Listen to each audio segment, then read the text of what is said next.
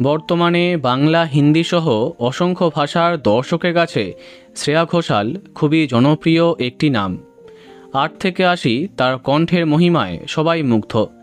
একাধারে অসংখ্য জনপ্রিয় হিন্দি গানের মাধ্যমে ভারতবর্ষে অন্যতম সেরা গায়িকা সম্মান অর্জন করেছেন এই বাঙালি গায়িকা।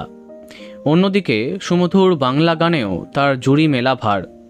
কিন্তু এই অসামান্য শিল্পীর বাস্তব জীবন সম্পর্কে কতটা জানি আমরা?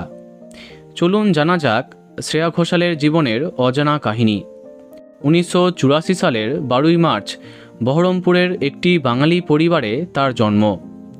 তবে তিনি রাজস্থানের একটি ছোট্ট শহরে বেড়ে ওঠেন। মাত্র 4 বছর বয়সে হারমোনিয়াম বাজান শ্রেয়া। পরবর্তীকালে মহেশচন্দ্র শর্মার কাছে শাস্ত্রীয় সঙ্গীতের তালিম নিয়েছেন। শ্রেয়া ঘোষালের যাত্রা আরম্ভ হয়েছিল একটি রিয়ালিটি শোয়ের মাধ্যমে। তারপর সঞ্জয় লীলা বানশালীর দেবদাস ছবিতে গান গেয়ে বলিউডে ডেবিউ করেন শ্রেয়া ঘোষাল। তারপরে আস্তে আস্তে এই নামটা কতটা জনপ্রিয় হয়েছে তা বলার অপেক্ষা রাখে না। অসংখ্য বাংলা হিন্দি গানে তার সুমধুর কণ্ঠে মুগ্ধ হয়েছে সমস্ত শ্রোতা।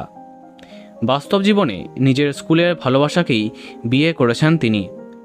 2015 সালে তার বন্ধু শিলাদিত্য মুখার্জিকে বিয়ে করেন শ্রেয়া, যিনি পেশায় একজন ইঞ্জিনিয়ার। ধুমধাম করে বিয়ে হয় শ্রেয়া শিলাদিত্যর। বিয়ের আগে 10-11 বছরের বেশি সময় ধরে সম্পর্কে ছিলেন তারা। এরপর 2021 মে মাসে তাদের কোল আলো করে আসে তাদের পুত্র সন্তান। মাঝে মাঝেই তাদের মিষ্টি কাপেল ছবি দেখা যায়। তো বন্ধুরা, গায়িকা শ্রেয়া ঘোষালের পরিবারকে আপনার কেমন লাগলো কমেন্টে জানাতে পারেন।